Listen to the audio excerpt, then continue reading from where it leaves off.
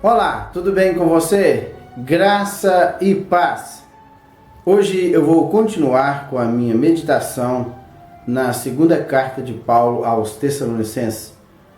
E neste dia vou meditar no capítulo 2. Vai falar sobre a vinda do Senhor Jesus Cristo. Esse capítulo ele é pequeno. Sobre a vinda de Cristo, ele vai falar somente até o versículo 12. Do versículo 13, Paulo fala a respeito da exortação quanto à conduta dos cristãos.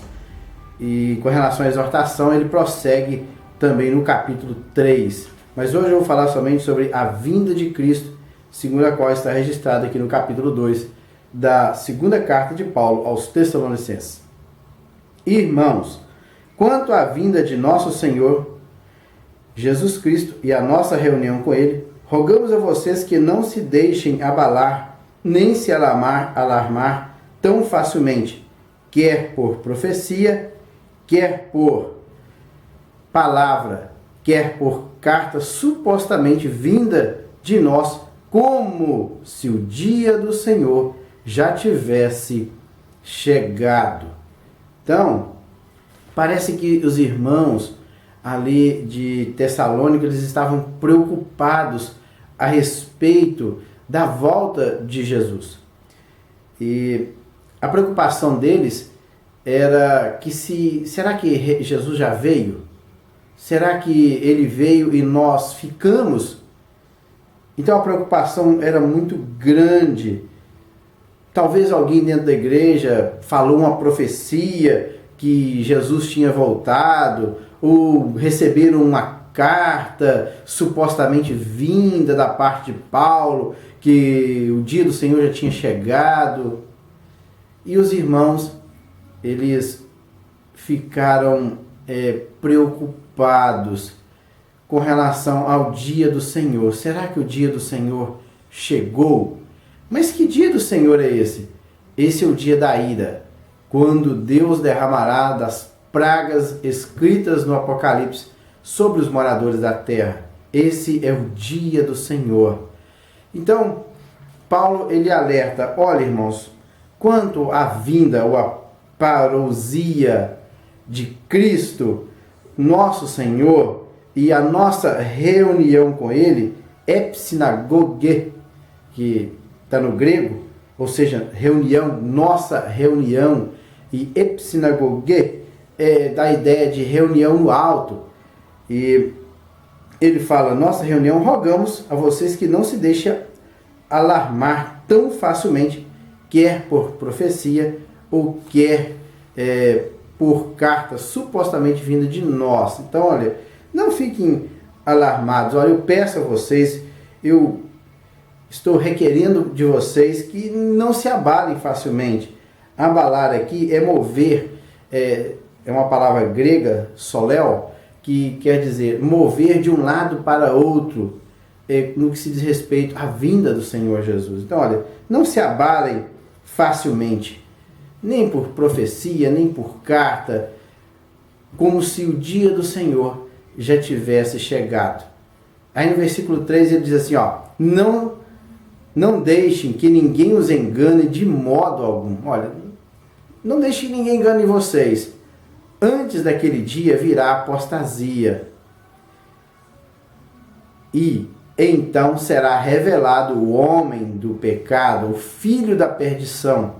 Este se opõe e se exalta acima de tudo o que se chama Deus ou é objeto de adoração, chegando até mesmo a sentar-se no santuário de Deus, proclamando que ele mesmo é Deus. Não se lembram de que quando eu ainda estava com vocês, costumava lhe falar dessas coisas? E agora vocês já sabem o que eu está detendo, para que ele seja revelado no seu devido tempo.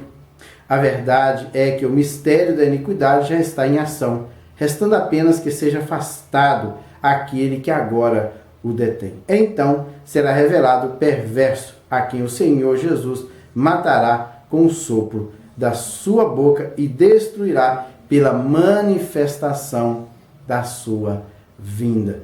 Ele disse, olha, com relação à vinda do Senhor Jesus, o dia do Senhor, com relação ao dia do Senhor, olha, vai acontecer algumas coisas. Não deixe que ninguém os engane, pois que o dia do Senhor, ele virá.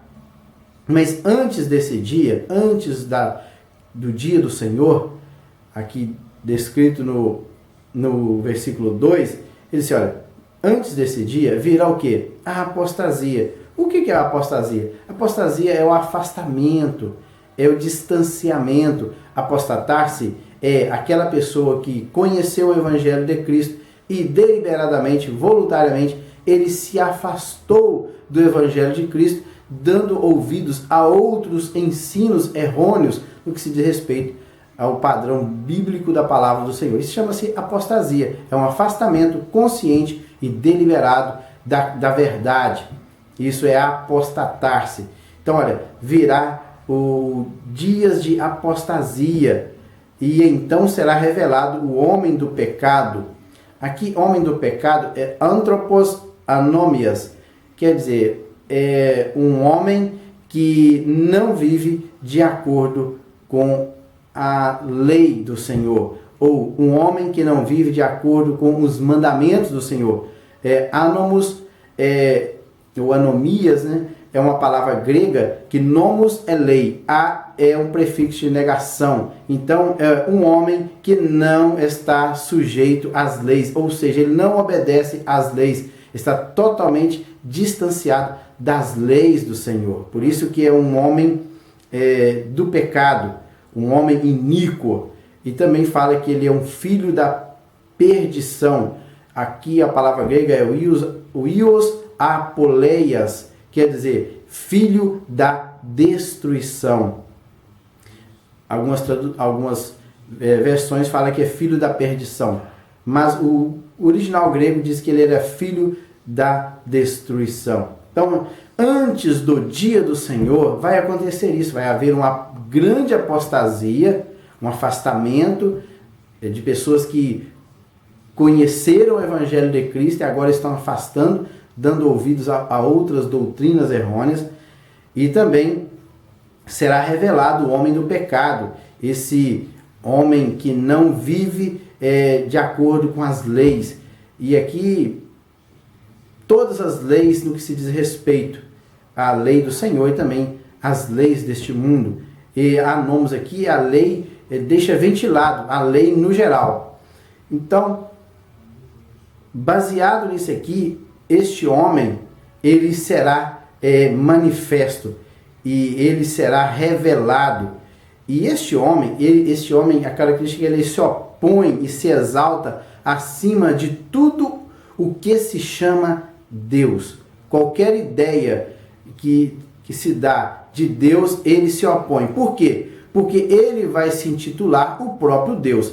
Ele se intitulando como o próprio Deus, automaticamente ele não vai aceitar qualquer tipo de adoração que não seja para a sua pessoa. Por isso que este se opõe e se exalta acima de tudo que se chama Deus ou é objeto de adoração.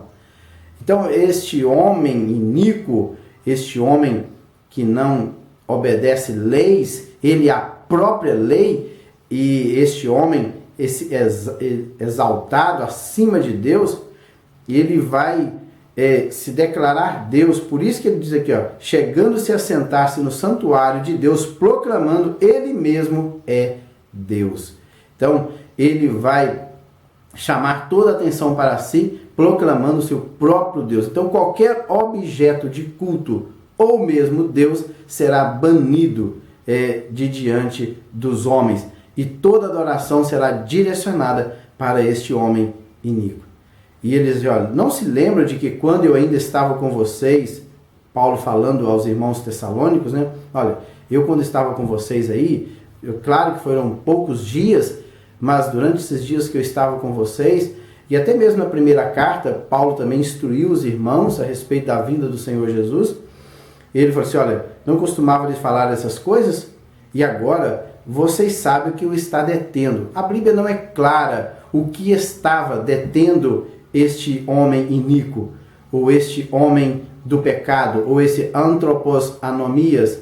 Eu não sei o que estava detendo este homem. Não sabemos o que está impedindo que este homem seja revelado. E não é um sistema que vai se levantar. É um homem, é antropos, anomias, está falando bem claro que é um homem que vai se levantar. Mas o que está impedindo que esse homem não se levante? Paulo não deixa claro. Paulo falou assim, olha, os irmãos de Tessalônica sabiam muito bem o que estava impedindo que esse homem não se manifestasse. Então, vocês sabem, ó, e agora vocês sabem o que o está detendo, para que ele seja revelado no seu devido tempo. O tempo aqui é kairos, ou um tempo determinado e estabelecido pelo próprio Deus, para que esse homem seja revelado. Não sabemos quem é que está impedindo que este homem do pecado se manifeste. Mas, no devido tempo, no kairos de Deus, ele será revelado. E Paulo vai dizer, no versículo 7, a verdade é que o mistério da iniquidade, ele já está em ação. Esse mistério da iniquidade aqui é uma palavra mistério. Mistério é algo oculto.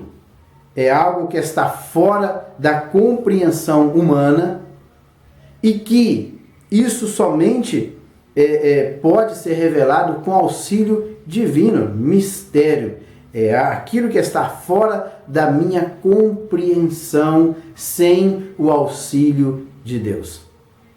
Mas com o auxílio de Deus eu vou compreender claramente o que é este mistério da iniquidade. Por isso que, a verdade é que o mistério da iniquidade já está em ação. Impressionante que Paulo diz, olha, tem um mistério, tem algo oculto no meio da sociedade que já está em ação. Mas não é ele ainda, está operando. Esse mistério, esse algo oculto está operando no meio da sociedade, já está em ação. Mas não é ainda o homem do pecado. Já está em ação, restando apenas que seja afastado aquele que agora o detém. Então será revelado o perverso. Então, quando ou for afastado, aí sim ele será revelado na sua totalidade. Tanto esse mistério da iniquidade, que já está em ação, quanto o homem do pecado, eles serão revelados em sua total ação. E no versículo 9, a vinda desse perverso, ou deste homem perverso aqui, Paulo usou a palavra grega anomias, novamente sem lei, ou seja, seria a vinda deste homem sem lei, é segundo a ação de Satanás, ou eficácia, energeion, ou segundo a força de Satanás, com todo o poder, com sinais e maravilhas enganadoras. Ele fará uso de todas as formas de engano da justiça para os que estão perecendo, porque rejeitaram o amor à verdade que os poderia salvar.